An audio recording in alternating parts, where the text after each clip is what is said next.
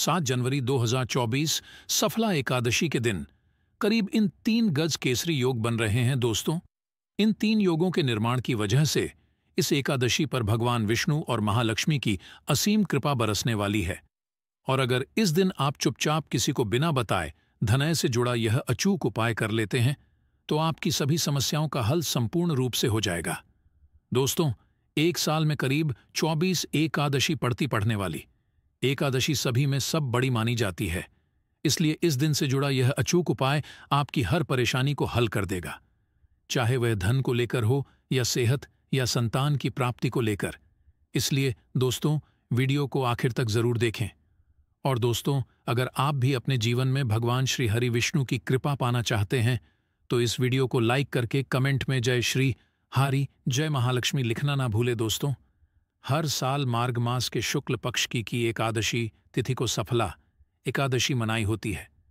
सफला एकादशी का दिन श्री हरि विष्णु को समर्पित है। इस दिन जगत के पालनहार श्री हरि विष्णु अपनी 4 महीने की योग्य निद्रा से जागते हैं। इसके बाद से ही सभी मांगलिक कार्य आरंभ हो जाते हैं।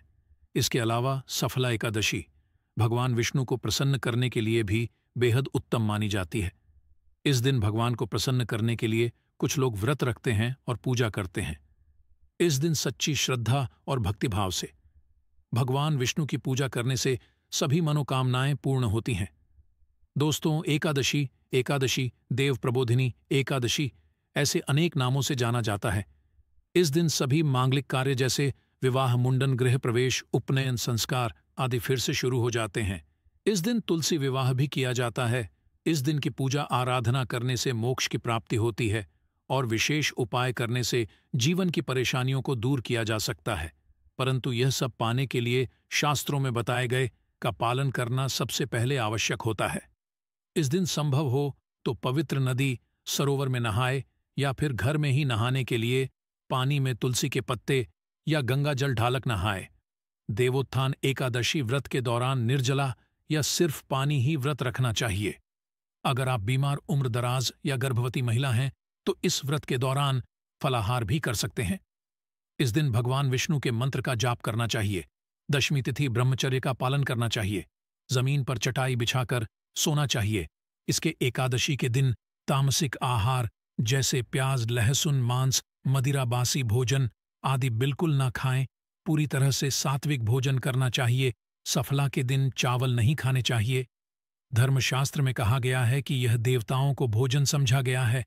ऐसे में इस दिन चावल खाने से व्यक्ति के सारे पुण्य हो जाते हैं। सफला के दिन किसी के घर का भोजन भी नहीं खाना चाहिए, यहाँ तक कि दूसरे के घर का पानी भी नहीं पीना चाहिए। के दिन भगवान नारायण को पान अर्पित करना, ऐसे में व्यक्ति को नहीं खाना चाहिए।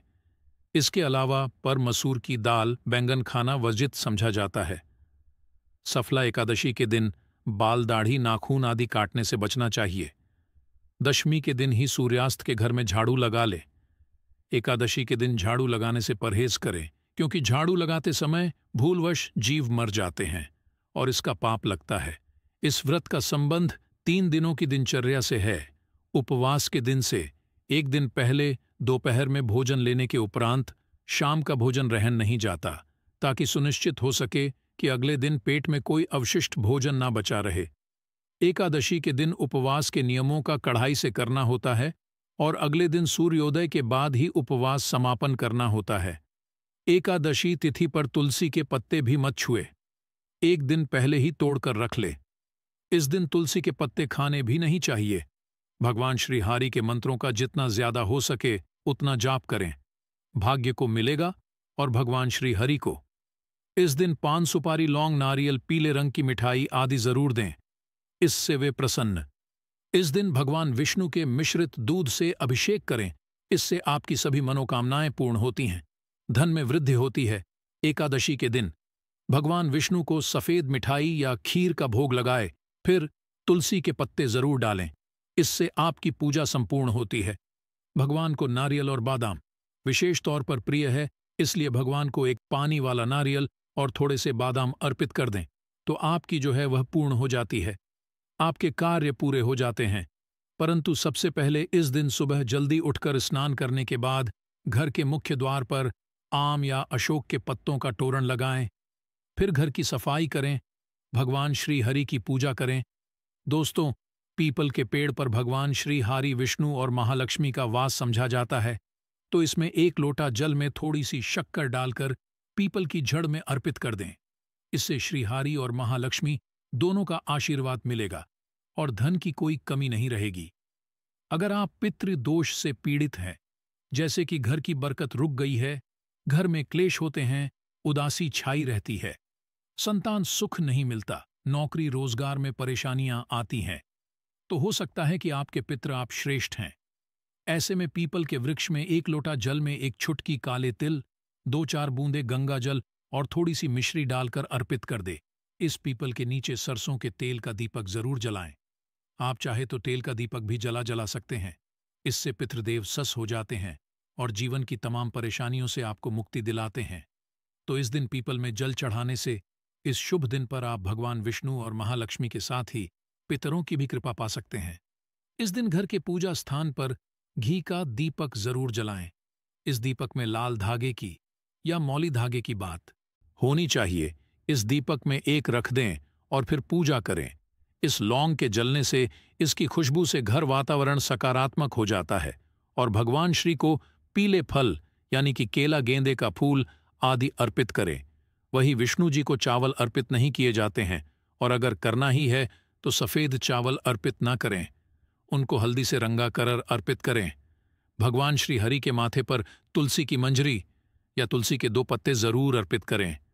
इस बहुत प्रसन्न हो जाते हैं। आपकी हर मनोकामना भगवान श्री हरि पूर्ण कर दें। इस दिन जब आप तुलसी में जल अर्पित करेंगे तो लोटे के जल में 1-2 बूंद दूध, 1 चुटकी हल्दी और थोड़ी सी शक्कर डालकर तुलसी में अर्पित कर दें और वहीं बैठकर वासुदेवाय का यथाशक्ति जाप करें। इस तरह से आप तुलसी की पूजा करके भगवान श्री हरि को मना सकते हैं। और जब आप विष्णु जी की पूजा करेंगे तब 1 सिक्का आप जरूर अर्पित कर दें। अगर पिछली एकादशी में अर्पित किया हुआ है तो उसी को फिर से अर्पित कर दें। बाद में उसे रख लें। इसके साथ में रखने से जीवन की मुश्किलें दूर हो जाती हैं। तो यह वह छोटी छोटी चीजें हैं जो बहुत मायने रखती हैं। पूजा उपासना में इनका नियमित आलंबन करें। आज हम आपको एक विशेष उपाय बताएंगे। एकादशी पर धन प्राप्ति की कामना से कुछ उपाय किए जाते हैं। महालक्ष्मी को प्रसन्न करने के लिए धनिया का एक खास उपाय किया जाता है। धनिया के नाम में ही धन है। धनिया धन की देवी महालक्ष्मी को है। थोड़ा धनिया अपने घर के पूजा स्थान पर पूर्व दिशा में मिट्टी के पात्र में रख दे। इससे घर में खुशियों का वास बना रहेगा। जीवन में खुशियां आएंगी, खुशियों को नजर नहीं लगेंगी। अगर हाल ही में अपने दिवाली के समय इसे रखा है तो फिर आपको बदलने की आवश्यकता नहीं है। उसी में 2 दाने और डाल दीजिए। अगर आपने दिवाली पर धनिया का पौधा नहीं बोया है तो इस एकादशी की रात में किसी गमले या मिट्टी के बर्तन में मिट्टी कर थोड़ा धनिया बो दे, उसमें 1 सिक्का डाल दें, फिर उसमें पानी डालकर रख दें। द्वादशी तिथि पर उस सिक्के को उठाकर अपने पर्स में रख सकते हैं और जो धनिया उगेगा उसे प्रसाद के रूप में ग्रहण करें, खाने में इस्तेमाल करें। इससे घर में समृद्धि आएगी। धनिया कितना उगता है वह बताएगा कि घर में कितनी समृद्धि आएगी। दोस्तों, धन संबंधी मुश्किलों को दूर करने के लिए और एक उपाय आप कर सकते हैं। इस दिन शाम को पीपल के वृक्ष में नीचे धोखा दीपक दीजिए। दीपक में चावल का 1 दाना भी डाल दे। ऐसा लगातार 3 या 5 एकादशी तक करिए।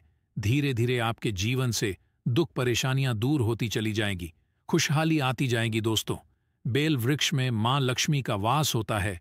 जिस घर में बेल वृक्ष होता है वहां पर मां लक्ष्मी की कृपा बरसती है। तो अगर आपके घर के सामने बेल है तो बहुत ही अच्छी बात है। आप वहां दीपक जला सकते हैं। फिर मां से दुख दर्द का कठिन करें, धन समस्या को दूर करने। दोस्तों, बेल वृक्ष में मां लक्ष्मी का वास होता है। जिस घर में बेल वृक्ष होता है वहां पर मां लक्ष्मी की कृपा बरसती है। तो अगर आपके घर के सामने बेल है तो बहुत ही अच्छी बात है। आप वहां दीपक जला सकते हैं। फिर मां से दुख दर्द का कठिन करें, धन समस्या को दूर करने की प्रार्थना करें, घर परिवार पर कृपा बरसाने की प्रार्थना करें। कुछ एकादशी तिथि तक लगातार यह उपाय करें। हर मुश्किल आसान हो जाएगी। कोई भी संकट परेशानी आपको छू नहीं पाएगी। भगवान विष्णु की कृपा पाने के लिए सफला एकादशी के दिन स्नान करते समय पानी में एक छुट्टी हल्दी डाल ले। इसके बाद स्नान करें और पीले रंग के वस्त्र धारण करके भगवान विष्णु की विधि विधान साधना करें। सफला एकादशी दिन श्रीहरि का सबसे पहले गाय के दूध से और फिर शंख में गंगा जल भरकर स्नान कराएं। इसके बाद उन्हें पीले रंग के वस्त्र अर्पित करें। मान्यता है कि सफला एकादशी के दिन ऐसा करने से भगवान विष्णु का विशेष आशीर्वाद हासिल होता है। सफला एकादशी के दिन भगवान विष्णु की पूजा करते समय उन्हें केसर अथवा पीले चंदन या हल्दी का तिलक लगाए। साथ ही साथ भगवान विष्णु के प्रिय पीले रंग के फल चढ़ाए हैं कि इस उपाय को करने से भगवान विष्णु शीघ्र ही प्रसन्न होकर भक्तों को मनचाहा आशीर्वाद देते हैं। अगर आपके नजदीक भगवान विष्णु का मंदिर ना हो तो आप भगवान विष्णु के अवतार भगवान श्री कृष्ण की मूर्ति की भी पूजा करके सफला एकादशी का पुण्य फल हासिल कर सकते हैं। ईश्वर की साधना आराधना में मंत्र जप का विशेष महत्व होता है। ऐसे में आज देव उत्थान एकादशी के दिन भगवान विष्णु की पाने के लिए ओम नमो भगवते वासुदेवा नमो मंत्र का जप जरूर करें। यदि संभव हो इस मंत्र का जाप तुलसी या पीले चंदन की माला से करें। धार्मिक और पौराणिक मान्यताओं के अनुसार पीपल के पेड़ में भगवान विष्णु का वास होता है। ऐसे में सफला एकादशी के दिन पीपल के पेड़ में जल जरूर अर्पित करें।